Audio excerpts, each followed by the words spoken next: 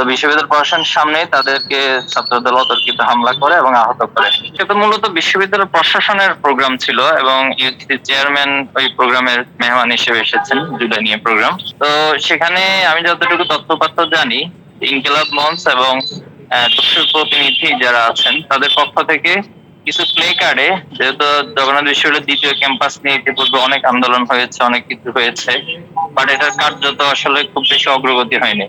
তো তারা কিছু প্লে কার্ড ধরে ইউজিসির চেয়ারম্যানের দৃষ্টি আকর্ষণ করবে যেন দ্বিতীয় ক্যাম্পাস খুব দ্রুতই কাজটা শুরু করে এবং সেনাবাহিনীর হাতে যেন কাজটা দেয়।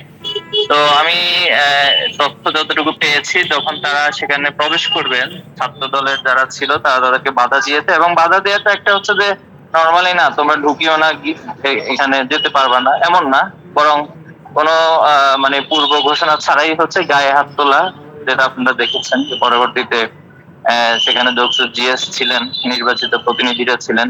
তো বিশ্ববিদ্যালয় প্রশাসনের সামনে তাদেরকে ছাত্রদল অতর্কিত হামলা করে এবং আহত করে। এখান থেকে সূত্রপাত। এরপরে আমরা জানি যে তারা আহত অবস্থায় ন্যাশনাল মেডিকেল কলেজ, যেটা জগন্নাথের পাশেই পুরান ঢাকায়, সেখানে চিকিৎসার জন্য নিয়েছেন এবং সেখানেও আপনার কবি নজরুল, সোহরাওয়ার্দী কলেজ, এখানকার যারা ছাত্রদল এবং বহিরাগত অনেক লোকজন আশপাশ থেকে যারা আছে তাদেরকে জড়ো করে হচ্ছে হসপিটালে গিয়েও রোগীদের উপরে হামলা করেছে আহতদের উপর। তো এটা খুবই আসলে দুঃখজনক একটা বিষয় আর কি। কোনো ধরনের কোনো ক্লেশ ছাড়া, কোনো কোনো ইস্যু ছাড়া হঠাৎ করে এভাবে হামলা করা, এটা ছাত্র দলের রাজনীতির জন্য খুব বেশি সুন্দর মনে হচ্ছে না। দেখুন, আসলে ছাত্র দলের ইতিপূর্বে যতগুলো কমিটি প্রকাশ হয়েছে, এটা মিডিয়ার গণমাধ্যমের জায়গা থেকে আপনারাও খুব ভালো করে জানেন।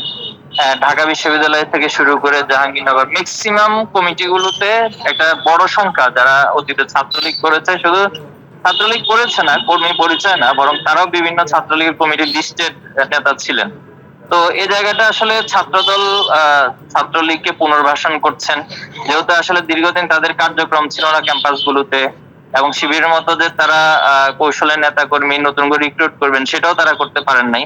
এজন্য ছাত্রলীগের কাছে ছাত্রলীগের যে নির্ভরতা, এই কারণে মূলত এই সংঘর্ষগুলোতে আমি মনে করি যে ছাত্রদল নিজেদের দায় যেমন আছে এবং ছাত্রলীগের লোকজনকে কমিটিতে নিয়ে আসার কারণে এই বিষয়গুলো একটু বেশি হচ্ছে। এটা তো খুব সিম্পল হিসাব, যেহেতু আপনি জানেন জুলাই পরবর্তী আসলে ক্যাম্পাসে যে ছাত্র রাজনীতির একটা নতুন ধারা তৈরি হয়েছে এবং এখানে হল দখল, এরপরে সিট বাণিজ্য, ফাউ খাওয়া, গেস্ট রুম কালচার, এগুলো তো নেই এখন। এরপরে বিশ্ববিদ্যালয়, 5টা বিশ্ববিদ্যালয়ে ছাত্র সংঘ নির্বাচন হয়েছে।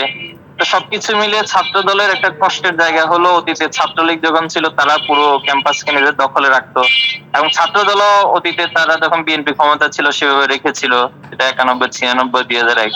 কিন্তু এবার এসে কালচারটা সম্পূর্ণ বিপরীত তারা পাচ্ছে। এই জায়গায় তারা মনে করছে যে আসলে এর পিছনে শিবির দায়ী, শিবিরের কারণে শিক্ষার্থীরা অনেক সচেতন এবং এই কারণে তারা আসলে তাদের আগের যে দখলদারিত্বের রাজনীতি সেটা পাচ্ছেন না। তো এই কারণে তাদের ক্ষোভটা আসলে সাধারণ শিক্ষার্থীদের উপরে যেমন আছে, শিবিরের উপরেই একটু বেশি, এজন্য তারা এই কাজগুলো করছে। শিবিরের নেতা কর্মীদের উদ্দেশ্যে একটাই, সেটা হলো তাদেরকে অবশ্যই কৌশলী হতে হবে, অন্যদের মানে ফাঁদে যেন তারা পা না দেয়। এবং এটা খুব স্বাভাবিক, যারা পতিত ফ্যাসিস্ট তারা চায় যে ক্যাম্পাস গুলোতে একটা অস্থিতিশীল পরিবেশ তৈরি হোক, এবং যারা ক্যাম্পাসে আসলে দখলদারিত্বের রাজনীতি চায় তারা আসলে অস্থিতিশীল পরিস্থিতি তৈরি করেই তাদের ওই দখলদারিত্ব ফিরিয়ে আনতে চায়। আমি শিবির সহ সাধারণ শিক্ষার্থীদেরও বলবো যে তারা যেন সচেতন থাকে এবং কোনো ফাঁদে যেন তারা পা না দেয়। তবে এটা অবশ্যই আমি দাবি করবো যে যারা এখানে হামলার সাথে জড়িত আছে, বিশ্ববিদ্যালয় প্রশাসন তাদের বিরুদ্ধে অবশ্যই ব্যবস্থা নিতে হবে, অথবা সাধারণ শিক্ষার্থীরা ঐক্যবদ্ধভাবে তাদের বিষয়ে ব্যবস্থা গ্রহণ।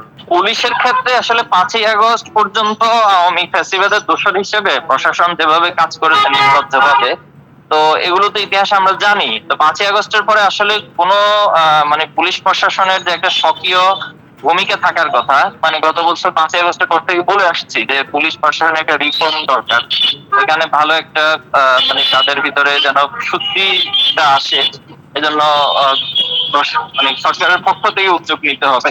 তো ওইটা আমরা দেখছি যে আসলে তারা নিরপেক্ষ ভূমিকা থেকে যে কোন একটা সংঘর্ষ বা কোন একটা অপ্রীতিকর পরিস্থিতি তৈরি হলে সেখানে যে ভূমিকা রাখবে, তারা সেটা আসলে রাখতে পারছে না। তো এক্ষেত্রে পুলিশের সক্রিয়তার জন্য পুলিশের রিফরমেশন দরকার, তার আগে আসলে তারা রাখতে পারবে বলে আমাদের কাছে মনে হয় না।